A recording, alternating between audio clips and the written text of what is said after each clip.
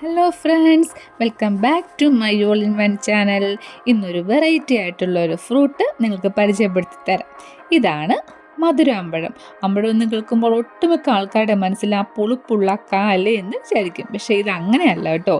ഇത് സംഭവം വേറെയാണ്.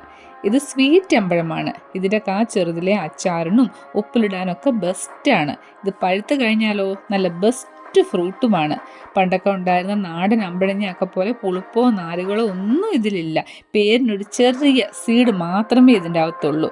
ഈ പഴുത്ത് വരാനൊരു 4-5 മാസം എടുക്കും. പക്ഷേ അമ്പഴങ്ങ പഴുത്തത് കഴിച്ചാൽ ഉറപ്പായിട്ടും നമ്മളൊരു തൈ വാങ്ങി വെക്കാൻ നോക്കും. ഇത് മരമായിട്ടൊന്നും ഒത്തിരി ഹൈറ്റൊന്നും വെക്കത്തില്ല. ഒരു 10 വർഷം ആകുമ്പോഴമരം മാക്സിമം ഒരു 5 അടി ഹൈറ്റേ വെക്കൂ. ഇത് ചെറിയ ഡ്രമ്മിനുള്ളിൽ വരെ നമുക്ക് പ്ലാന്റ് ചെയ്യാവുന്നതേ ഉള്ളൂ. ഇതിപ്പോൾ ഒട്ടുമിക്ക നഴ്സറികളിലും ഇതിൻ്റെ തൈ കിട്ടും കേട്ടോ. പിന്നെ ഈ അമ്പഴങ്ങയിൽ ഒത്തിരി വൈറ്റമിൻസും അയൺ കണ്ടൻറ്റും ഒക്കെ ഉള്ള സംഭവമാണ്.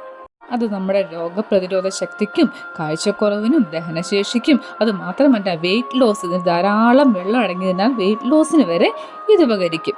അപ്പോൾ ഈ തൈ നിങ്ങൾ വാങ്ങിച്ച് നടണം. ഈ വീഡിയോ ഇഷ്ടമായാൽ നിങ്ങൾ ലൈക്ക് ചെയ്യാനും സബ്സ്ക്രൈബ് ചെയ്യാനും മറക്കല്ലേ.